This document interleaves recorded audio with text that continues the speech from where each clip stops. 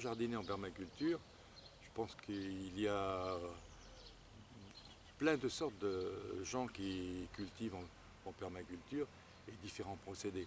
Moi, je vais dire comment moi je vois les choses. D'abord, il faut qu'il y ait dans un jardin une biodiversité, c'est-à-dire toutes sortes de variétés de plantes qui coexistent. Et puis, il faut qu'il y ait aussi de la polyculture. Si on met effectivement des planches, des grandes planches de choux, des grandes planches de pommes de terre, on va attirer les prédateurs. Donc, si on a des planches où il y a une grande diversité de cultures, on- on- les prédateurs vont être perturbés par les odeurs et ils ne viendront pas sur les cultures. Donc ça, c'est deux principes qui me paraissent importants. Et puis ensuite, il faut s'intéresser surtout au sol. Alors le sol, il faut pouvoir le préparer. Alors moi, j'aime bien faire des buts et faire des buttes auto-fertiles.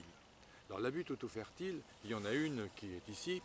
Le point de départ, c'est de creuser sur 50 cm à peu près la terre. Et puis ensuite, on met du bois qui est en décomposition. Ensuite, on va boucher les trous avec des copeaux, de la sciure. Et puis après, on va alterner des couches. C'est un peu la lasagne. On va alterner des couches d'azote et de carbone.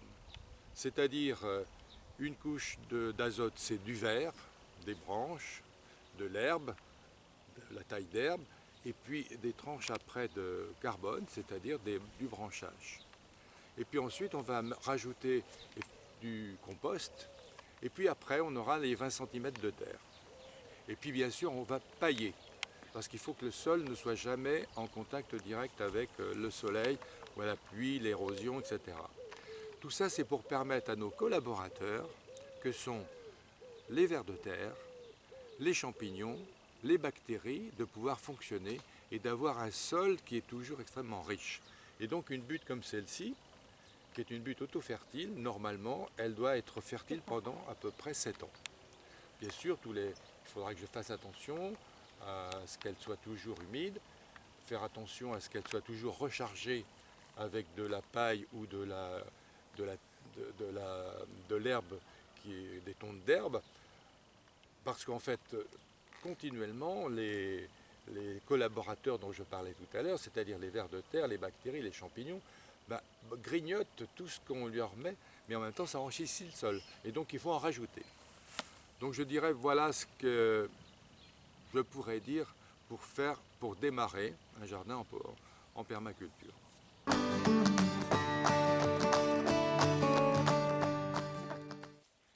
Alors là, ici, il y a un tipi avec des haricots que l'on appelle des haricots au kilomètre. Normalement, ils sont un peu en retard, mais ils vont monter normalement tout le long et faire des très grosses gousses. Alors là, ici, il y a donc des pavots de Californie, comme là aussi. Et puis là, il y a une aubergine, des courgettes jaunes, des tomates. Et sur cette butte là encore, il y a pas mal de tomates. Et puis de l'autre côté, des curcubitacées.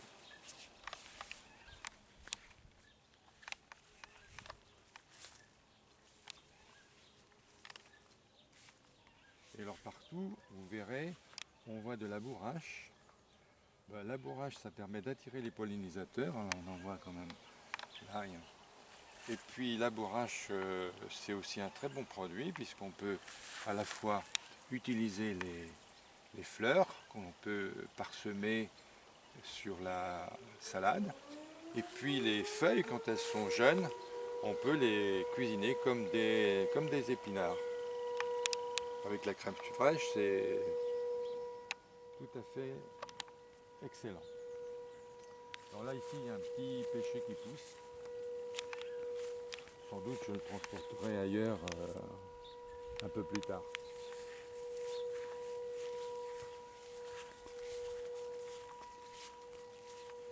Donc là, ici, il y a donc des framboisiers et un chou qui pousse, dont on va pouvoir prendre les feuilles petit à petit.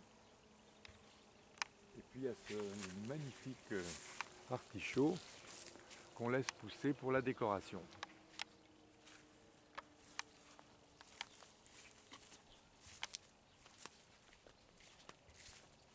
là sur cette butte, alors là c'est ma butte de référence. Donc elle a été constituée d'abord en creusant 50 cm dans le sol, ensuite en mettant du bois en décomposition, et puis alors là par contre il y a des tomates qui commencent à pointer leur nez, de la rhubarbe, des choux rouges et une amarante, deux amarantes qui sont ici. Là il y a des haricots verts, deux belles aubergines,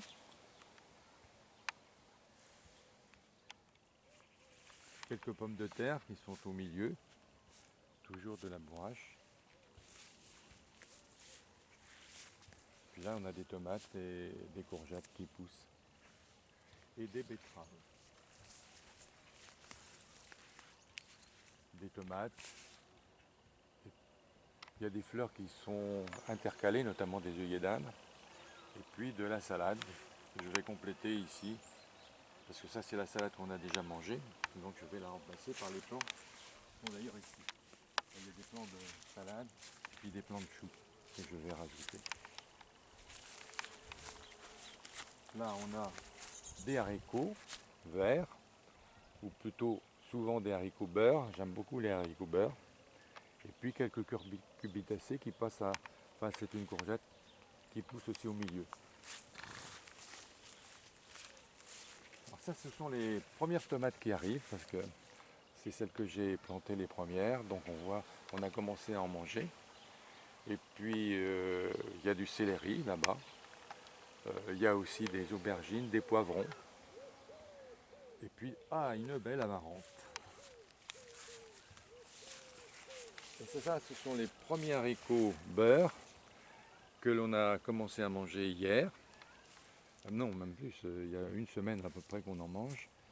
Et d'ailleurs, vous pouvez constater que sur les buttes, les haricots ont tendance à devenir beaucoup plus imposants que sur une terre sans but.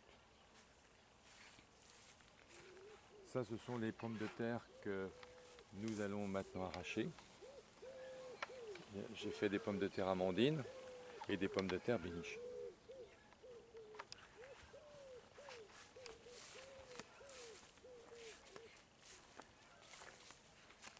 Là, il y a ici, j'ai planté hier des choux. J'espère qu'ils vont, malgré la chaleur, se développer. Ça nous donnerait, il y a 3 petits rangs de choux là qui nous seraient bien utiles pour l'hiver.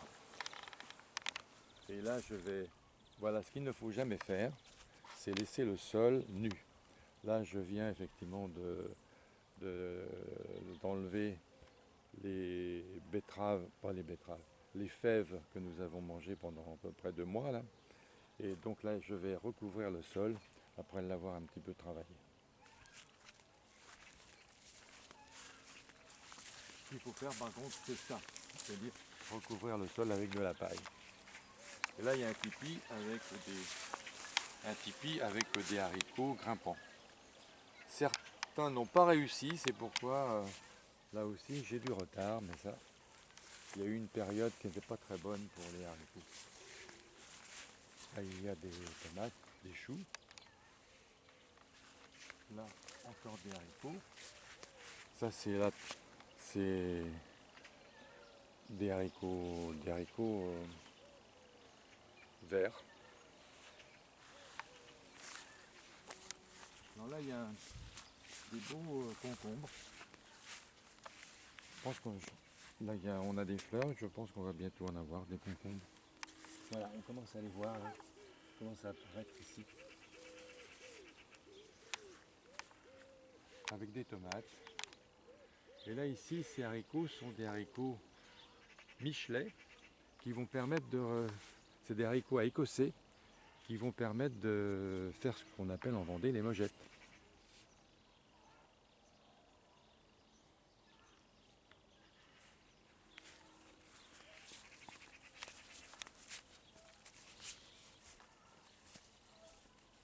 Puis ici, on a des pastèques qui commencent à se développer. Un certain nombre de curcubitacées. Et puis ça, ce sont des amarantes, mais des amarantes sauvages. J'en garde quelques-unes, parce que si je laissais faire, il y en aurait partout. Et puis ça, ce sont des topinambours, qui vont bientôt fleurir. Ça va faire des belles fleurs jaunes pendant une bonne partie de l'été. Là, elles commencent à avoir soif.